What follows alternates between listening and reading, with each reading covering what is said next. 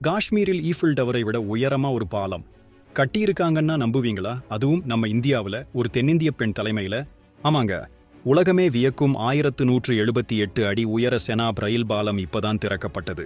இது வெறும் பாலம் இல்லைங்க, இந்தியாவின் கட்டிடக்கலைக்கு ஒரு அடையாளம். இதை சாத்தியப்படுத்தியவர் யாருன்னு தெரியுமா? ஆந்திராவில் ஏடுகுண்டல பாடுங்கிற குக்கிராமத்துல ஒரு விவசாய குடும்பத்துல பிறந்த மாதவி லதாங்க.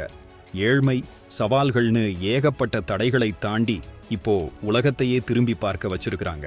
இவங்க சின்ன வயசுல மருத்துவர் ஆகணும்னு ஆசைப்பட்டாங்க. ஆனா வறுமை தடுத்துச்சு.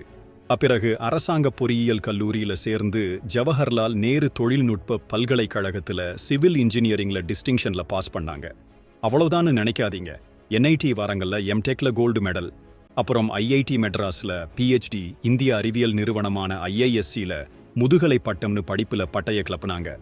அது மட்டும் இல்லாம ஐஐஎஸ்சில பேராசிரியரா இருந்துகிட்டே நூற்றுக்கணக்கான மாணவர்களுக்கு வழிகாட்டியா இருந்திருக்காங்க. ஒரு காலத்துல பெண்கள் இந்த துறையில வராம இருக்க கழிப்பறை கூட இல்லாம இருந்துச்சு.